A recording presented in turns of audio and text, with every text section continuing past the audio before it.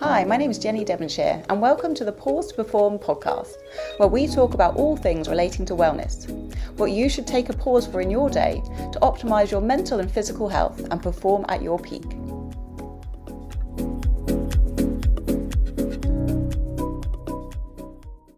Welcome to the Pause2Perform podcast with me, Jenny Devonshire. And this week, I am very excited to be joined by Charlotte Stebbing-Mills. Charlotte is a stress relief and wellness expert, author, speaker, master coach, and co-founder of The Wellness Theory, which is an award-winning wellness platform based in the UAE, specialising in stress relief. So welcome to the podcast, Charlotte. Thanks for having me, Jenny. I'm really excited to be here. And I just want to say as well, I'm not sure if I've actually said this to you, kind of like off, like pre-recording, is I really love like your concepts, like pause to perform. I think anyone that's listening that's probably made similar mistakes to perhaps what we have when it comes to performance realizes that if we don't pause, our performance suffers and chaos starts to take over. So I just absolutely love it. So thank you so much.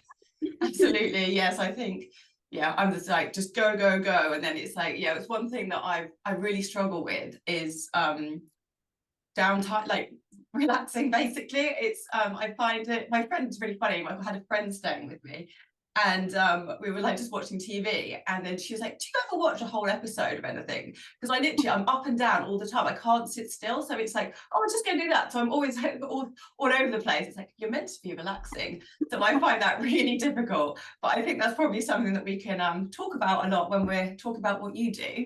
So I thought we could kick off. You could tell the listeners like a little bit about yourself. You have got like an amazing backstory. So I'm sure they'll be really intrigued to hear that. And also what you do over at The Wellness Theory.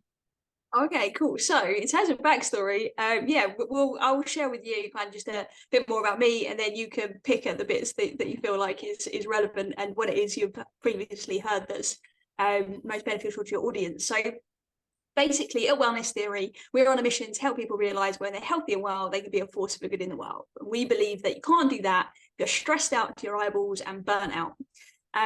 But that's not really where it all began when it comes to Wellness Theory. My story started me on this path when I was about 13 years old. And I remember being at kind of a local park. You know, in the UK, you have these like cancer research runs. There was this 5K happening. And it was the first time I kind of seen anything like that. Remember it super clearly. There were all these people and they was all like really excited. I'm like, what is going on here? And they were all essentially like being healthy, all running and stuff. But yeah, there was this like real interesting vibe of emotion, because there was a lot of people there that were like running for people that they'd lost. There was this like grief, but then there was this love and this like energy, and it was really powerful. And at that time, about 13, I was going through a really turbulent time, like at home, and it was something that just really took me, like witnessing that. I was like, whoa. And it made me realize I had some options. I was like, okay, I can either choose and live my life in the way in which I'd witnessed certain things growing up, or there was this whole other thing that was suddenly new to me, which was these people that are being healthy and they're doing this stuff, and actually they're turning this struggle and they're turning this pain into something really good, like losing somebody and the horror of that. And I just lost my nan at the time as well, actually. And that, like, so those feelings are very raw, but to see that channeled into something really good just really lit something up inside of me. Being 13, I then quickly didn't really realize what I'd experienced in many ways. Looking back in hindsight, I can see that was what was going on within me. So at 13, I just kind of went on with being 13. But it comes to the point of like picking, what do you want to do? What do you want to do with your life or your career? And you have to make all those decisions. And I was very much drawn to like personal training and helping people. There was this ripple effect vibe going on that I'd kind of sensed early on, witnessing that kind of run. And then that sent me on this journey of helping people be healthier and be happier, essentially. And it was great, right? So I was personal training. I'd specialised in cardiac rehab. So I was actually already helping people that were very much stressed out and ended up to the point of like having heart attacks, and their lifestyle was, usually a result of high stress and things like that. so this was something that was very, very like apparent throughout my career. And I started to realize my ripple effect could be bigger. So I sort of started to think, okay, well, if I now manage personal trainers, I can help them to have a ripple effect with all their clients. So I kind of ended up like climbing that ladder, as it were, within that kind of fitness and wellness space, working in kind of commercial fitness, ended up leading big teams over here in the Middle East, moved to the UAE in 2013. And yeah, just work myself up that kind of leadership pathway. But in the process, I managed to burn myself out at least 3 times. And that was, again, a big eye-opener because, as I'm sure you're aware, Jenny, with your background, you know, the fitness space is very much around, you know, exercise and nutrition and tiny bit of mindset. It's more like just do it. Like, if you're not motivated, then you need a trainer. And that was kind of the extent of where things got. And I was like, there's got to be another way. And experiencing my own levels of burnout, it just made me wake up to this point of there's more than just eating well and moving, right? There's something that's being neglected. And for me, that was the first point in which I burnt out. I was probably promoted without the emotional maturity that I really needed. So I looked outwardly to impress and to do my best and, like, you know, really do a good job. And it was great because I did. But then the consequence of that was I got promoted again, which was also really great. But inside, I was really struggling, right? I was striving. I was trying to accomplish so many different things outside of me. And it just got to the point where something was off. I didn't really know what it was. I didn't have that level of awareness to know what that was at the time, but it was my emotional well-being. It was all this history, that turbulent upbringing that I mentioned earlier, like all of that just suddenly slapped me in the face, basically. And that really, really took its toll. I was eating emotionally in front of everybody else, life is wonderful, sunshine and rainbows. Behind closed doors, it was dark, it was heavy, it was the first time I burnt out. It was the ultimate rock bottom, to the point of suicidal ideation, really feeling like that was it. And, you know, what's the point if I can achieve all this stuff and I still feel like this? Then what am I even doing here, right? And it just took me in this spiral of despair, really. And it was something that I would never wish upon anyone. And it was something that took me a long time to kind of pull back from, seeking the help and support I needed. But at the same time, that unleashed that fire that ignited back when I was 13, and like this fire of, okay, well, how can I channel this, everything I've experienced, to be a force for good and to help ensure that other people don't have to experience such lows in their life. And that's really what led to the wellness theory being born, where we now obviously help people get to the root cause of any unhealthy stress and burnout by looking at what's going on under the surface of our day-to-day life. And that includes mental, emotional, physical and spiritual well-being. So that's an amazing story. And I do feel like quite a lot of people come to sort of their purpose or what they're meant to do, anything they're passionate about, from their own struggles, don't they? It's like you experienced it, so you want to help others going through it to not feel as bad as you did, or just to get them from somewhere better than where they are right now. And so with your sort of burnout, because obviously there is a difference between stress and burnout. What are the sort of the differences between stress and burnout? And so how can they differentiate whether it's one or the other? Yeah, definitely. Great question. And it's something that the word like burnout get used so flippantly as well. So I'm so happy that you asked that question. So basically, you know, there's stresses like on a spectrum, isn't it? It's like we can have our day-to-day stresses, but then they can pass pretty quick. And that's something we would call like an acute stress, right? Maybe the boss says something, or you've got a deadline, or you've got certain things that you need to get on with, or your kids are driving you nuts, but they're little stresses that just pass easily. That's like the acute stresses that just keep us on our toes. Often they're not particularly unhealthy because they trigger us to do something differently. We learn, we grow, and that's a healthy stress because we're supposed to have some healthy stress. But then the problem comes is when we let all of those acute stresses add up, and that becomes chronic stress. And when stress becomes chronic, we start to experience the unhealthy side of stress, like the darker side. And that's when we start to perhaps ruminate and overthink, perhaps we overanalyze things, perhaps we have emotional outbursts, perhaps we start to feel physically drained and tired all the time. You know, for some people, they'll experience like irritable gut syndrome, they'll experience obviously like anxiety attacks or panic attacks and things like this. And those are usually some of the signs of like chronic stress, when we start to notice it having a big impact on our lives. But burnout is when chronic stress is left unchecked, right? And we end up burning out, we're exhausted, we get to our version of rock bottom, no matter what that is. That's different for everybody. Typically, I know a lot of the official definitions, they link burnout specifically to work, and you know, it's like a work-related definition. But in all honesty, in my personal experience and professionally working with people, it's often way deeper than that. It's often that there's something going on, kind of what we call our root level of our human experience, that's really like rocking the boat and really creating some disruption.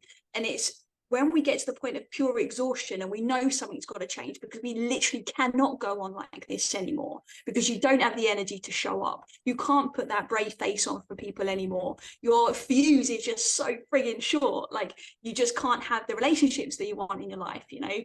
That's at the point where we're talking about burnout. And that's really what I would say probably the main differences are. Yeah. And also there's like also good stress in the short term, like eustress, because I remember when I was doing my dissertation for my MSc like last year, and I could focus for like 8 hours, which I can never normally do because you've got that adrenaline and things, and it can be so useful in the short term.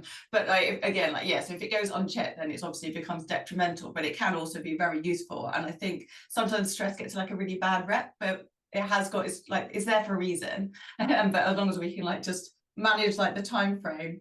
And there was a couple of things, like when you were talking about when you sort of had your burnout, when you're working, you were striving, like you were obviously were you enjoying the job at the time? Did you enjoy the work? Absolutely loved it. Really enjoyed the work. And that was the thing that I couldn't reconcile in my mind. It was like, I just don't understand what is going on, and that was creating more frustration. But the more I enjoyed what I was doing, at least I was feeling something, right? I was on this pendulum of really loving what I was doing, but then on the other flip side of it, behind closed doors, I was on the other end and it was complete darkness. There was no middle ground, and I couldn't figure out what the issue was. And yeah, it's a weird one, right? And I think only people that maybe have experienced it can really relate. But when you really love something, like you want more of it. And I was in that, like you would use the word striving there, which sums it up perfectly. But I think I was striving, but I was also trying to cope. And I was using that love for what I was doing to cope with the other end of the pendulum. And that was creating a problem in itself, right? And we all create these coping mechanisms, which often don't help, especially when we don't know what it is we're really coping with, because it's still unconscious at the time. So yeah, I think it's a tricky path to walk, but yeah, I would say I was loving what I was doing.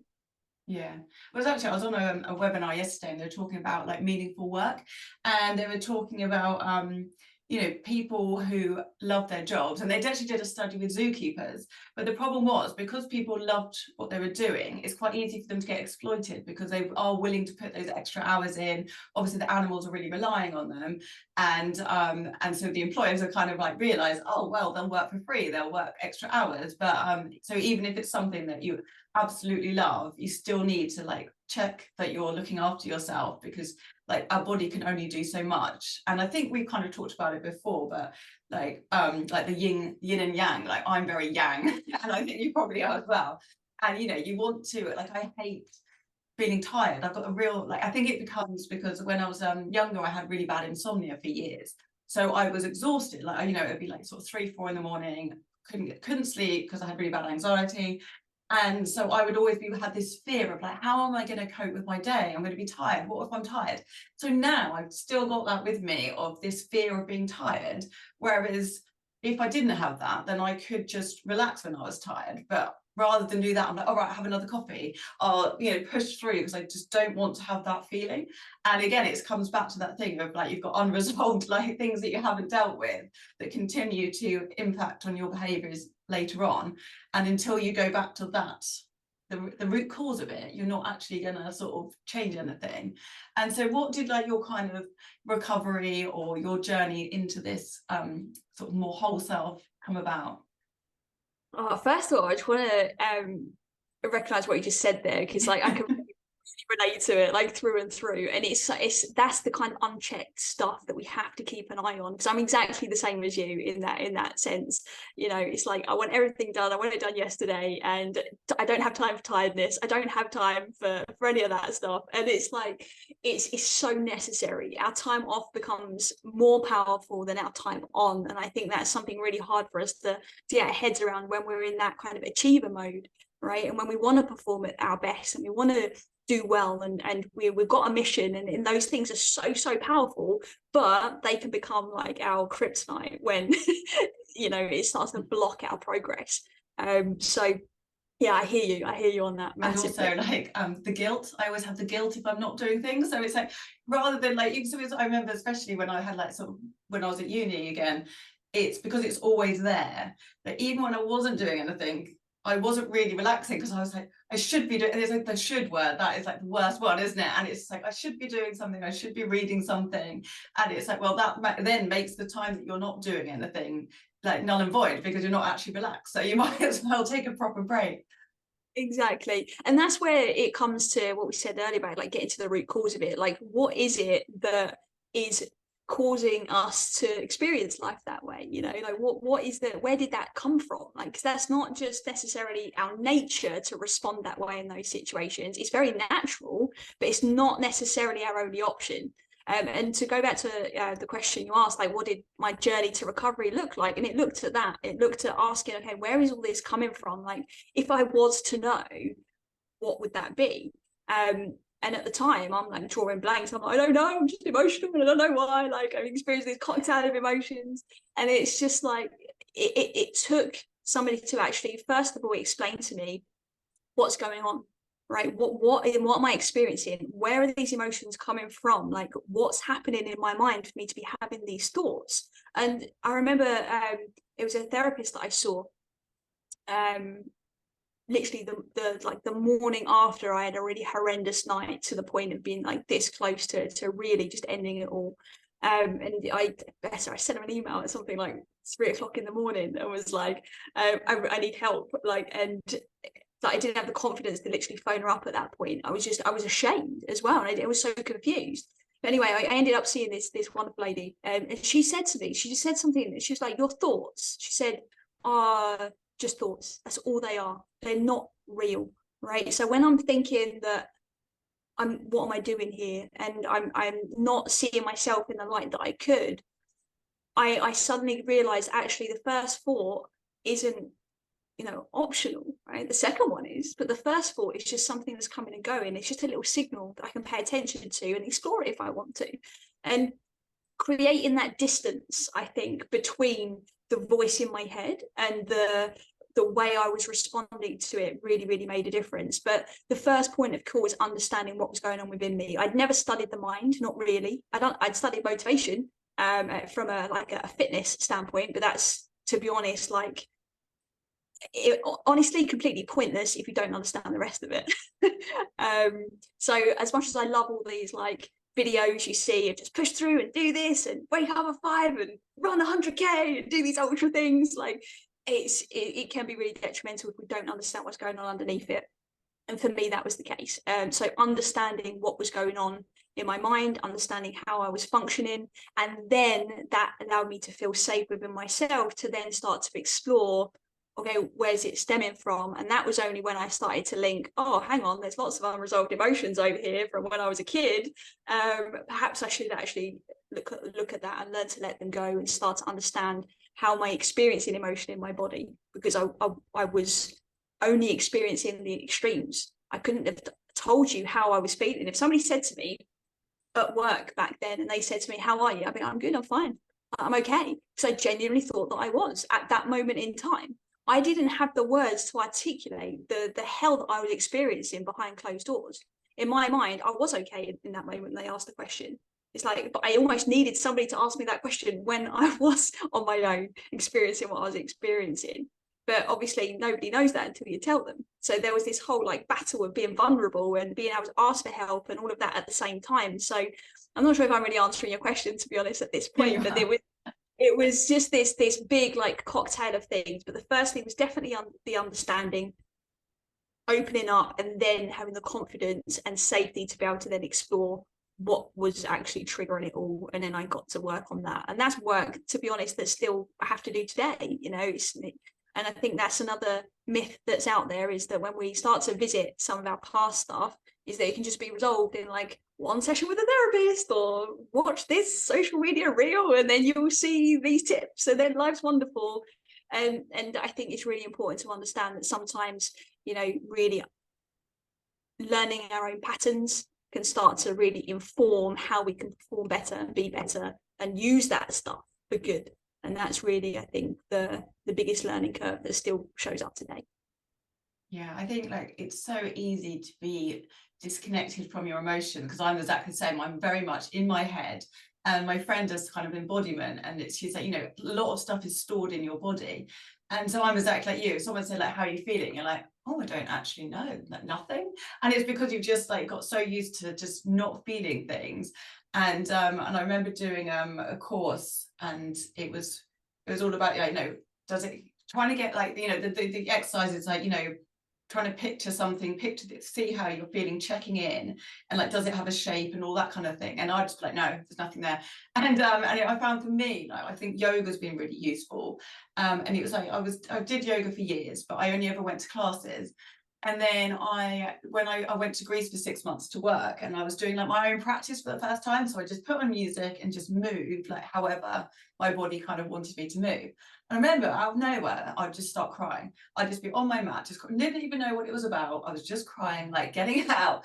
And then it would be, I'd go to get it out, and then I'd be completely fine again. And it was just like, just allowing that to happen, because, you know, you don't necessarily initially have to talk about, you know, you can, I think that's, talking therapy I think is great. But for me, because I was like so sort of shut down, you know, I just couldn't, it was almost like I couldn't access anything because it was too scary. But doing a body, like, you know, body practice was much better.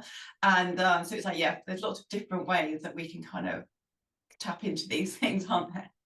100%. And I can, again, I can really relate to your journey. It's so weird that we're having this conversation like this, because it's so in parallel, I think. And yeah, there's so many different entry points to stress, but also to, you know, chronic stress and the heavier perhaps root cause stuff that we're talking about.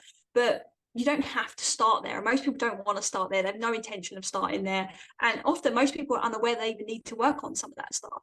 So one of the things that we talk about, and we do a wellness theory, part of our methodology, is that we meet our clients where they are, right? And we do that through looking at through the lens of what we call our stress awareness pyramid, where we have kind of our life at the top of the pyramid. We have our health and our body essentially in the center, and then we have on the baseline of that the root stuff, the things that we've been talking about. And most of the time clients will come to us because something's happening at the life level, right? Something's happening there, something's happening in their relationship, maybe something is happening in their work, there's something situational often happening, or they've noticed a pattern in their thinking or their emotions or in their habits, and they can't stick to being active, or they are eating emotionally and things like that. So we start to look at those health things. So it takes a while often to really get into that root level work with somebody, and it's not always completely necessary. I think it's always important to have an understanding of, you know, what's made us who we are today. But you don't always have to dig in and explore and go deep on everything. But what we have to do is start to see where we are today and go straight away for that easy win. And for you, if it was embodiment, it's like that moving your body, that was your entry point, which is fantastic. And hopefully you know, that is almost like a go-to activity for you when you find yourself in those moments of, I haven't got time for tiredness, I need to get on with this thing, right? Or I'm thinking about not being able to sleep because of that thing that I've got going on, or whatever. You know, hopefully that's the moment in which we come back to our breath, come back to our body. And I say that, obviously, you've just shared kind of your experience there, but for me also, like the laying in bed and having thoughts before I get off to sleep, you know, that's something that still will happen from time to time, and I need to come back to my body. I have to come back to my breath. I have to just be like, okay, no, where am I? I'm here, I'm in my body, like I can feel my heartbeat, and I just follow my breath, and it just brings me back. And immediately when I can do that, it just starts to relax the body. So like you, it's like living almost in this state of tension sometimes when we get so passionate, excited about what we're doing, which is a great thing. But if not, we can get stuck in that state, and that's when it starts to cause the problems. Yeah, and I think you like the difference is people might want to like never feel like that, but that's kind of like an unrealistic goal. The difference is that you have the tools to then like catch yourself, and then also to help bring you back, because you kind of know what to do in those situations. And I just thought I'd come back to kind of like what you do. So you're in the UAE, right? And I've seen a few of your like LinkedIn posts talking about sort of the prevalence of stress in the UAE, because they work really long hours? And is that, I think I got from your post? Or? So probably that one. So there was some data that came out recently that said that the UAE was in the top 3 hardest working countries globally. Again, like data, I think, can obviously show what the person taking the data wants to show sometimes. But I do think there's you know, a crossover, and it's being mirrored everywhere in the world, I think, in many ways. But UAE, yes, it's very prevalent at the moment. You know, there was some Cigna research that came out at the start of this year that showed 98% of people are experiencing at least one symptom of burnout. And I believe that is being mirrored across the UK and Europe as well. And it's something that just doesn't sit well with me. Like that's awful for me to think. Like it breaks my heart to think there are that many people that are struggling and don't have the tools. So we also collect information really around like the people that we work with, and one of the things that we did is we interviewed just over 200 people, and 56% of them said that the one reason, the top reason that they didn't get the results they wanted was because they was unsure what to do. They didn't know how to overcome their stress because they didn't know what to do. So it wasn't time, it wasn't money. Yes, those things can play a part, but it was actually not being sure what to do, where to start. And so that's really like why we do what we do, is to help people get started on the journey, meeting them where they are, having that education piece in there so people can understand what they're experiencing and that it is okay and it is normal. Heck, you're the same with 98% of people right now in the UAE. So, you know, you're not alone in it, even though we can feel alone in it. So it's really shining a spotlight onto that and giving people the resources they need to be able to move forward. And are there like any particular professions that are more prone to it, or do you think it is across the board? There are definitely, like tech industry is a big one. People working in health, ironically, is a big one as well. Entrepreneurs is a big one that we're seeing come through now as well. There's lots, but I think, to be honest, sometimes we're quick to label these things and we forget to look at the individual. And I think there's individuals in every industry that need help and need support. So you work with sort of individuals and corporations. And I feel, you know, stress and burnout is being talked about an awful lot more than it used to be. Do you think organizations are really making changes and doing everything they can, or like what do you recommend that they can do to sort of do more?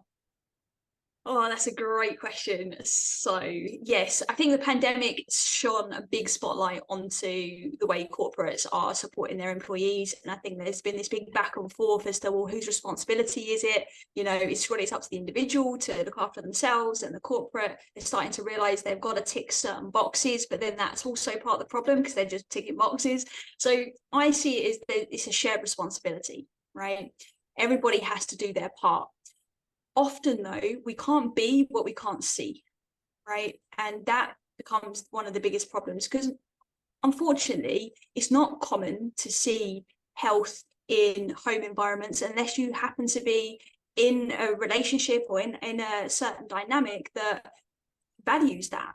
So if we're not seeing it at home or with our immediate relationships, the only other place we're really going to see it is in the workplace, right, where we spend like a big bulk of our time. So we have to have a sense of leadership, right, within the corporate. They have to lead by example. That doesn't mean everybody's got to be an elite athlete. It literally just means that we have to care. We have to care enough to look at what's actually going on, in the corporate space, but not just from a kind of workshop standpoint. And this is the interesting thing. For years at Wellness Theory, we were working solely with individuals, and we would get asked to do kind of corporate gigs and do a workshop around stress management, deliver a training on emotional regulation and things like that. And we've been doing that for a long time. But it took us to really take a step back and look at the problem, to be like, what is the missing piece? Am I actually being part of the problem, or am I being part of the solution? And what I actually really determined, and my ego hated the fact that it was true, but we were being part of the problem. We were going into organizations, we were putting a Band-Aid on situations that they're experiencing. They was having a great workshop or experience a really nice meditation and all these different things, but they were walking away and they were still stressed out as soon as they got back to their desk, right? And that was it until the next workshop. Right. For some people, obviously, they would adopt these little things and put them into their life, which is great. And we're super happy with the ripple effect that has. And some people, obviously, then move and do some deeper work, and that's fantastic.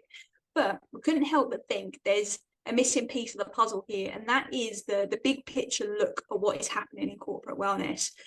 So one, it has to be obviously a shared responsibility, and part of the corporate's responsibility isn't to just send people to a workshop and then put the responsibility back on them to just adopt everything magically because apparently we're really good at starting habits. Like, that's just not true at all, is it? If we look at society, like, we're the world's worst at saying we're going to complete something we say we're going to do. So anyway, there's this kind of like conflict there that wasn't getting a result. So essentially what we do now when we work with corporates is we look at two things. We look at the level of ongoing corporate hygiene that they actually have going on. We're looking at psychological safety. We're looking at what kind of crisis support they have. We're looking at, do they have initiatives for vulnerable groups, like people who might be grieving, or women going through menopause, or single parents, or people who have moved from their home country and are living alone and have got no social connection and sense of belonging. So there's some example of the vulnerable groups. Obviously, we're looking at compassionate leadership, we're looking at diversity and inclusion strategies and all these different kinds of things. And that's kind of just like one piece of the puzzle, but that's the stuff the corporate really needs to be living and breathing everyday life, right? They're the things that must be staple. They're like the absolute baseline that should be happening over and over and over again. So it's a constant support system. And then we can look at that wellness level, right? So we've got corporate hygiene and we've got wellness, where we're looking at, okay, what are the biggest issues within your workplace? What's your mission as a company? And how do we link that to the campaigns that you're running? And more often than not, we were finding that, we get a phone call on like a Wednesday saying, can you come and deliver a workshop on Monday? And it's like, hang on a minute, like, where's this fitting into some bigger picture thinking here? Like, what is your actual goal here? What are you trying to help your employees to do? What are you trying to set out? So we start to actually ask that question, and we start to bring together, what is that big message that you want for your teams to adopt, but also for the culture that you want to adopt as well. And then what we do is we help them through some assessments and speaking to employees at different varying levels as well. We help them to map out, what does a campaign actually look like in their company? Because it might be that actually 30% of people in your company need some real good mental health support. It might be that another 40% of those need financial support, financial wellness advice and training and understandings. And it might be that there's the physical health, right, or confidence at work for the remaining. So we have to look at that data and actually start to use it wisely, and then look at, okay, well, what are the campaigns? So for example, in that kind of situation, if you've got a demographic of employees that all need slightly different things, you just start to, throughout the year, you run a confidence at work campaign that runs for a good few months and is solid, and there's a lot there to support them. You work on mental wellness and mental fitness, you work on financial well-being for then the next quarter, and you start to build out this really well thought out strategy and then we help to support them in engaging them, and we've got a variety of different ways that we do that. But first, that piece has to happen, otherwise we won't work with that corporate. And that's also another thing that our ego doesn't like, right? Because it's like, if people want us to do a workshop, it's like, cool, we'll do a workshop, provided it's essentially a one-off workshop, and we open the conversation about your bigger strategy. Otherwise, we refuse point blank now to go into companies that just want this band-aid solution. But ultimately, what we're seeing in the marketplace is that, this is what people want, it's what they need. Most of the time, people that are tasked with delivering these kind of campaigns and initiatives within a company are the ones that are burnt out. They don't have the expertise, they don't know where to look, they don't know what questions to ask. And that's where we then work with organizations to address those things. But underneath all of that, the corporate hygiene piece is absolutely critical. And that's, I think, the thing that is now being more widely spoken about, which is great, but now we have to see the action to go with it. Yeah, I've obviously done the similar research and sort of come to the same conclusions. And it's like, I go in before like teaching like a weekly yoga class or a HIIT class or what have you, but it's all very well if people like it and take it up, but a lot of people don't, and that's not what they need. And the same thing with doing workshops, because you do a resilience workshop, you give them all these tools, and then they just go, oh, that's great, go away, and then never use them again. And also it could even put more pressure on them, because it's like, right, so I've done this workshop, but I still feel terrible, I failed at it, kind of thing. And I think, also coming back to sort of like the leadership, it's even small things like taking a lunch break and not sending emails at ridiculous times, because if they're doing it, then all the employees feel like they have to. So it definitely has to be that kind of leading by example, and not just this like you say, a plaster which doesn't help anyone in the long run. So I hope that businesses and companies will be more open to this, really getting to the root cause of the solution, because it will benefit everyone, the company, the employees. I mean, there's no quick fix for these things. Correct. Yeah, exactly. And there's no one size fits all either, right? Which is why the forward-thinking companies and the forward-thinking leaders will be paying attention to this. There's a lot of pressure, particularly here in the UAE, with regards to taking care of health and happiness within the workplace. There's a lot of government initiatives, which is fantastic, but we just need to make sure that we're addressing it at the depth and at the root of what is needed, rather than just the shiny, fun-looking stuff. We've got to make sure that actually we do have a support system for people in your business that have been through mental health first aid. This is a common thing that we're seeing. It's like they're ticking the box, like, great, we've got this many mental health first aiders, right? And it's like, okay, well, who's supporting your mental health first aiders, and who's actually engaging them and activating and checking in on them to make sure they have the continued resources to be able to support fellow workers, and often that's a big thing that we're seeing that's missing. So we have to start to take more responsibility as individuals and as corporates. And like you said, there can sometimes be a lot of shame attached to what we can and can't do as individuals, and that's where that support mechanism is an absolute must. And everything's a co-creation. Nothing exists on its own. We have to support each other.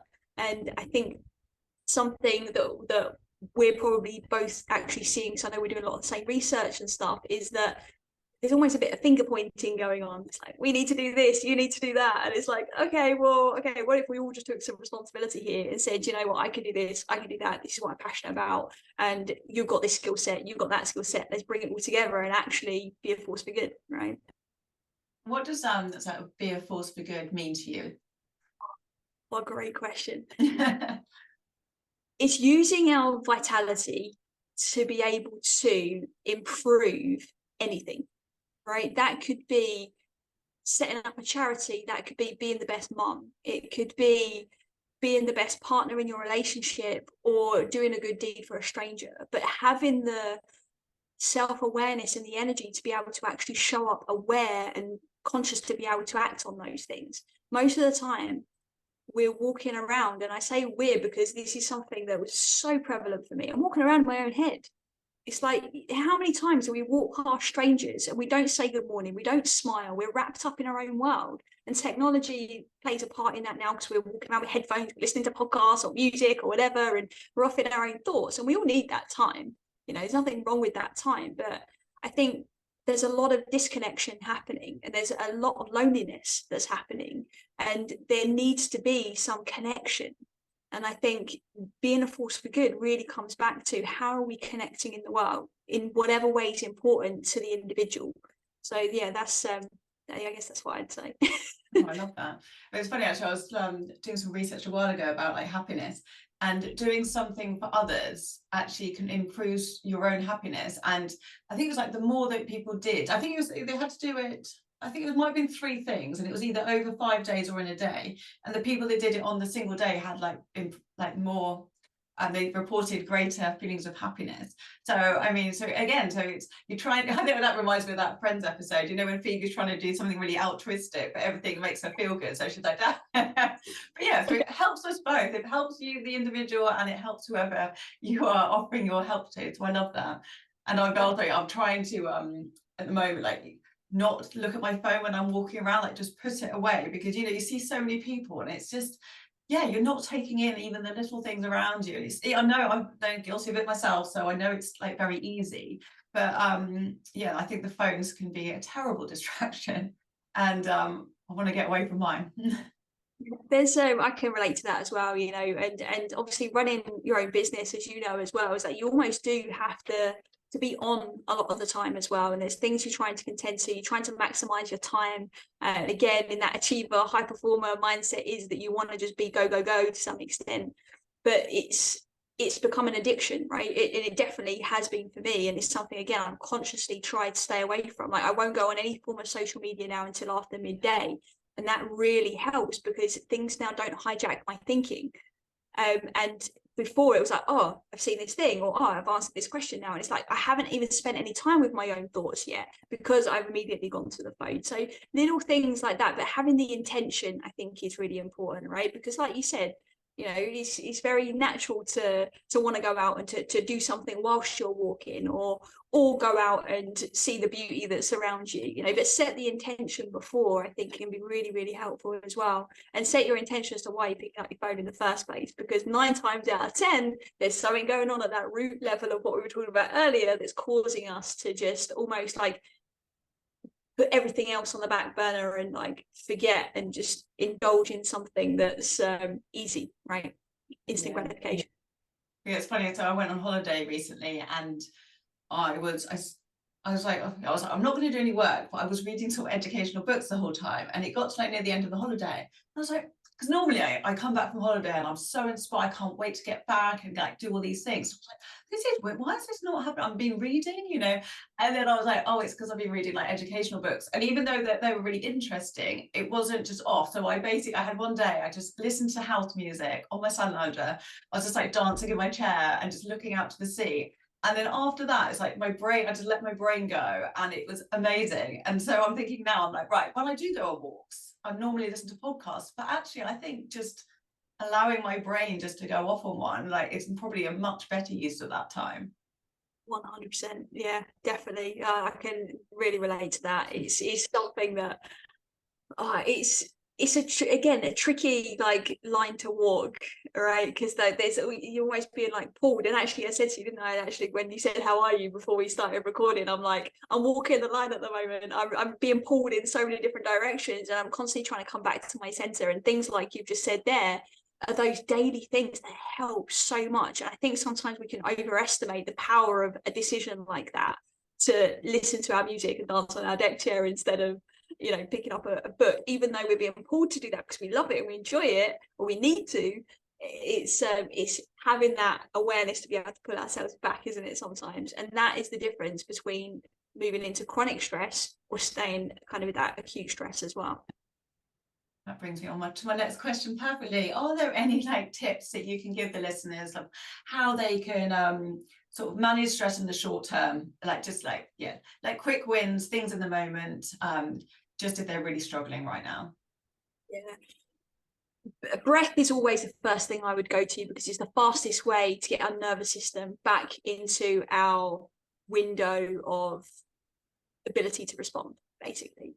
And so whenever we breathe, then just simply making our exhale slightly longer than our inhale is something super simple that anyone can do. And so something like that, just being aware of our breath, can be really useful. It's often, though, one of the worst things and hardest things to do when we've got something stressful happening, or maybe if something actually happening in our environment that we have to deal with, or if it's a thought in our, like thoughts in our head that's creating this extra pressure. Usually the last thing we want to do is breathe, but that is the thing to do. That is the thing to do, because from that place, we can actually respond rather than react.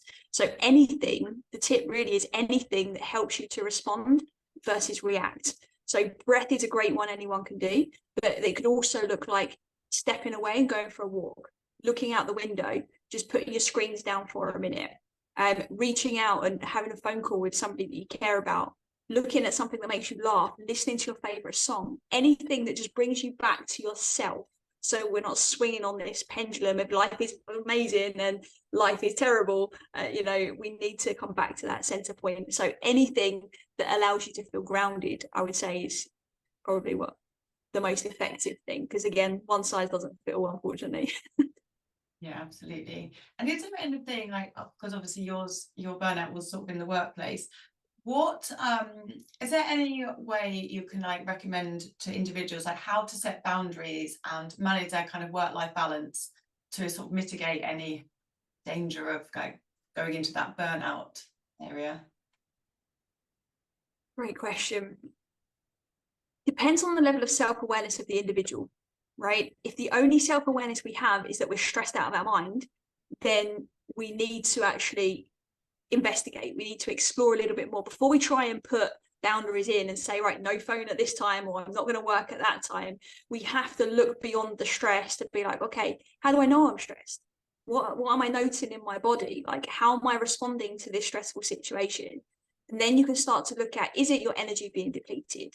Is it that you've got too much distraction going on? Because then you can actually start to put boundaries in play that are actually going to be helpful.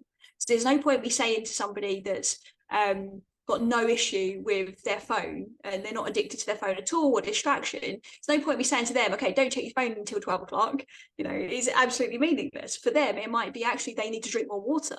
They might actually just be dehydrated and their energy levels are low. And that's what's putting them on the verge of burnout. So first, it has to be awareness. I would say for everybody, to be honest, don't set boundaries until you have a form of awareness.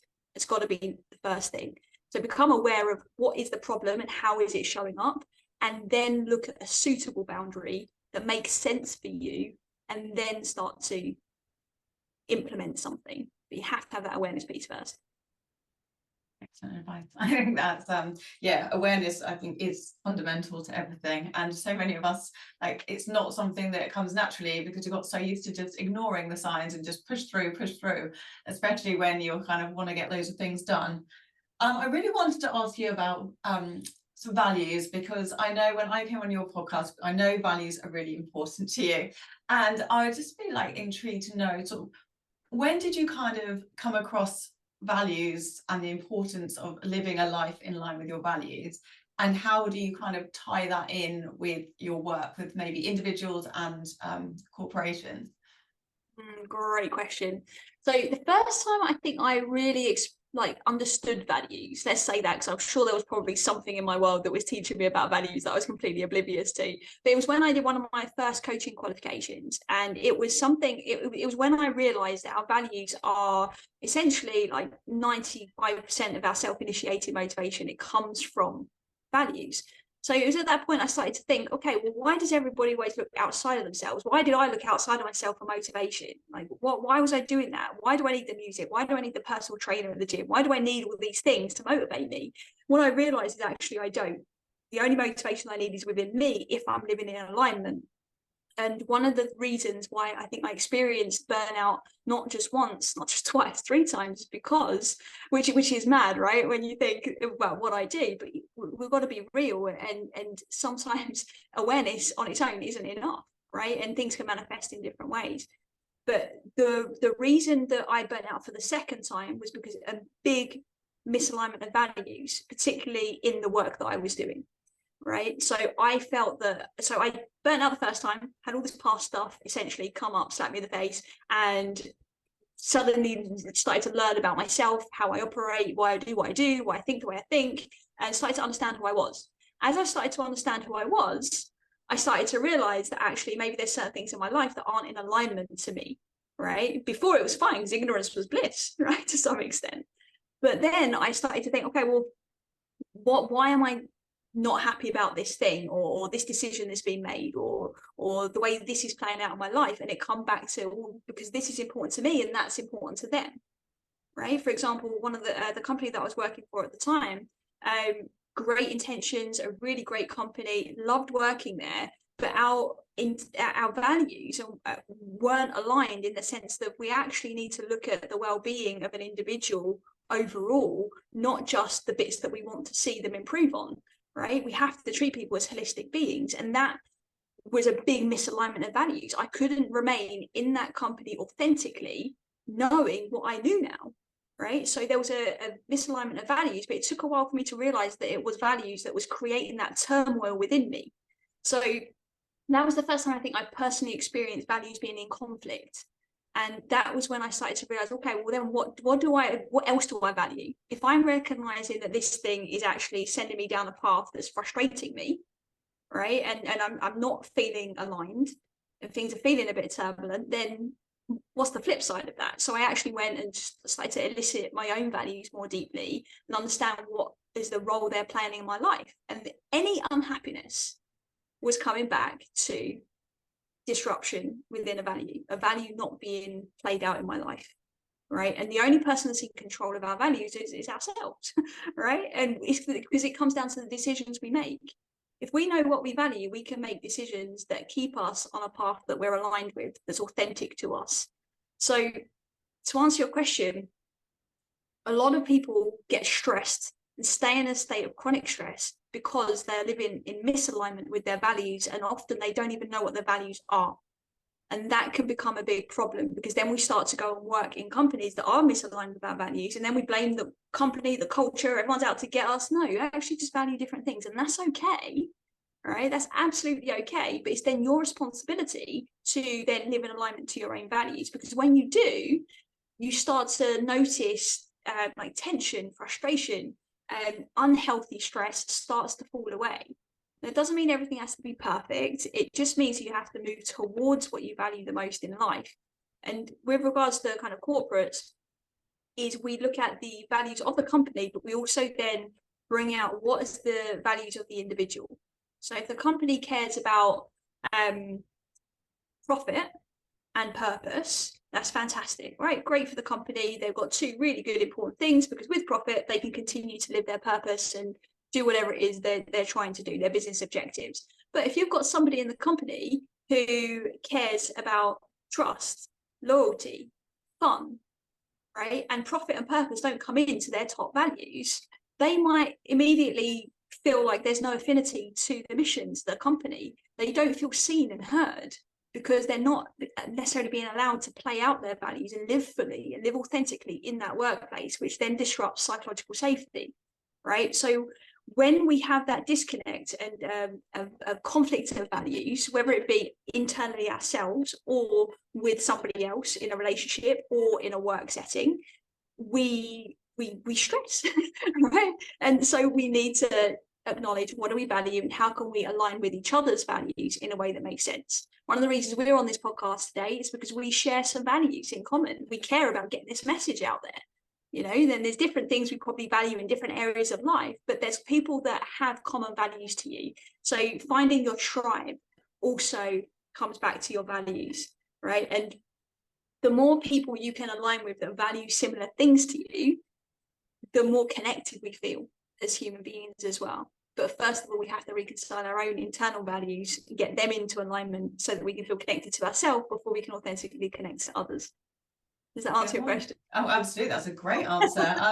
I think the one thing that I found really interesting with like sort of the values exercise is it really highlights how different people see the world, because, you know, we're living, you know, see different things, attend to different things because of like, you know, everything's automatic, our automatic thoughts, and then you've got our values that are like can be very different.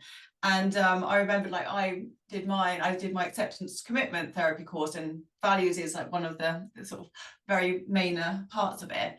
And one of mine was, I think it was freedom or autonomy. For me, it's like very, very important. And I just realized why I hated working in a corporate job on a 9 to 5 so much, because it was I was completely out of line with my values. And I think also within that, you know, sometimes having to work late and all those kind of things, it was like, you know, complete lack of control. And yeah, and as soon as I stopped and I went into being a personal trainer, even though I was working way longer hours, it was on my terms. And so that just makes such a difference. And yeah, so I also know sort of firsthand, like that switch of changing, like something, so you are sort of living that more life in line with your values can be so important. And I also think, like now, I don't know if this is just me from what I've seen, but I feel like companies are kind of being more transparent, or they're putting their values out there a lot more. But the only thing I wonder is, are some of them just saying things that sound good rather than being like really authentic to the company? Like, what have you seen on your side? Yeah, you've got the extremes, right? Always, you've got the people that live and breathe what they do, and then you've got the companies that are literally just doing it because they need something on the wall, and their branding team have told them that that's what they have to have. So actually, an outsourced marketing agency has come up with their values. They haven't spoken to the founder, the mission of the business, the people in the business to even come up with those values. So we're seeing the extremes, and it's scary because values are work that we do on that root level, right, that we were talking about earlier. That's a really, really deep, powerful thing to really get right. And then when we're seeing that people do start to understand the true values of a business and are allowed to align and share and express their own values and live within personal values in the workplace, we're seeing performance skyrocket. And that's an incredible thing. So the more, what we're literally seeing is that the more authentic people can be, is the better they perform, right? And I think that's a paradigm shift for anybody and everybody involved. So yeah, I'm with you on seeing the extremes of the values in the workplace. I think the biggest opportunity for companies, even if they do have legit, authentic values as a company, is to start understanding, what do your individual employees value? Ask them. Every line manager listening to this, every CEO listening to this, go and ask your employees, what do they value? And I don't mean the surface level values, like I value my family and I value my car and being healthy. Yes, those are things that are important to you, but what about those things is important? What about your family do you value? Is it the love, the connection, the trust? What is it about being healthy that you value? Is it the energy? Is it the confidence? Like, what is it about those things that are so important? And one of the, I guess, blind spots that I have seen in personal development and in the corporate space is that the conversation stops at the surface level when it comes to values. It's, I value family, health, my car, right? And it's like, okay, well, what else? Like that's just like that's the vehicle, that's the stuff that's showing up day to day as a result of you enjoying things about the thing. It's always the thing about the thing, right? And that's the opportunities that individuals and organizations have right now, is to really tap into that. And that's something that doesn't cost you anything to do. Anyone can do it right now. Simply sit down and ask yourself, what is important to you about work? What else? What else? What else? What else? What else? And keep on going until you run out. What's important to you about your health? What else? What else? What else? What else? And just keep on going, because you'll have a piece of paper that's filled with so many different things that are important to you in different contexts of your life. So that if you're in a place where you need to make a decision, you can go back to your values and literally look at it and be like, is this aligned with my values? Yes or no? Yes or no? Yes or no? Right? One of the biggest stresses that happens with individuals is in and around decision making. The amount of clients we've worked with that come to us because they feel like decision making is the thing that's stopping them from overcoming their stress is incredible. Not something that I would have originally thought of, but it's something that it's becoming clearer and clearer. So again, the role of values is so important. We start to create our own little book of rules as to, okay, this is part of who I am. This is what is important to me. And as soon as we start to own that, we become more vital, we become more healthy, we become stronger, more confident.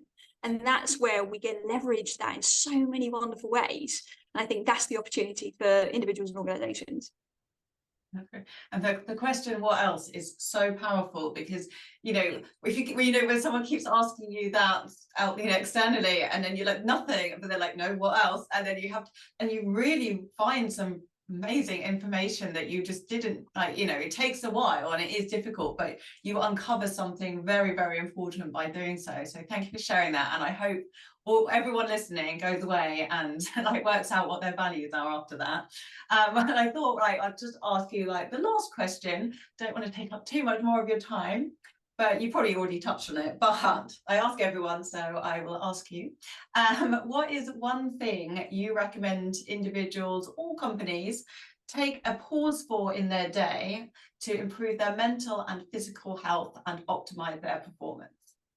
Yeah, zooming out has got to be the thing. It's zooming out to be able to get perspective, right? It doesn't matter whether you're an individual or an organization. If we're not zooming out and looking at the big picture of our life and who we are and what we're doing here, right, in this crazy world that's just spinning around the universe, get some perspective, because that needs to be informing how you show up. The level of conversation you have, the energy behind the conversations you have, the decisions you make, it all comes from perspective. Often what we notice when people are super stressed out is that they're very close to the thing, right? And because we end up being in that survival mode to a sense, right? We become laser focused on a thing, right? The problem at work or the problem with our health or whatever it is, we become laser focused. So when we can zoom out and expand the way that we're actually seeing things, well, then you can go and perform, because now remember why you're doing it. You remember there's other ways in which you can approach different things. Now you have options as well. So yeah, zooming out is definitely the thing. That's an excellent answer. And it just made me think about I was talking to a bushcraft instructor, and it's that thing of being by the ocean, where you feel really small, because insignificant in a good way, because you realize that it doesn't really matter. So yeah, like you say, when you're in that little situation and you zoom out and see the big picture, it can completely change your perspective. So thank you for sharing that. And I thought, just to finish off, if you want to share with the listeners how they can find you, how they can work with you, I will link to anything in the show notes, but just so they can hear it for themselves from you. Yeah, of course. So thewellnesstheory.com is where you'll find everything. You'll find links to all of our social media. I think we're in most places, The Wellness Theory. We've got a scorecard where you can actually go and assess and see how is stress showing up in your day-to-day life, in your body, and at that root level that we talked about. So you can do a little assessment and get lots of great tips on obviously how to improve some of the things you might be experiencing. And since we've spoken so much on values, we do have a values worksheet, but you'll have to email me at charlotte@thewellnesstheory.com to get that, because it's not linked anywhere. It's only because we talked about it. It's something we use with coaching clients, and we can send that over to you if you ask us for it. And she has her and her husband have a excellent podcast, so you can also check that out. Yeah, so definitely worth a listen. I've listened to some of the episodes and they are absolutely fantastic. So thank you so much for coming on. I've absolutely loved this conversation, and I'm sure everyone listening will as well. And yeah, I hope you have a great rest of the day, and I definitely need to have you get back on again, because I've got loads more questions I want to ask, but I didn't want to make it mega long. Anytime. Thank you so much for having me, Jenny. And I love so much that we're on a very similar mission, and I think the more of us that can kind of come together and keep on beating the drum, we can start to really, really make that progress more and more prevalent. So thank you for the work that you do, and thanks for having me. You've been listening to the Pause to Perform podcast with me, Jenny Devonshire. If you enjoyed this show, I'd really appreciate it if you could rate, review and subscribe. This helps other people find it, and hopefully I can help more people to improve their mental and physical health and optimise their performance.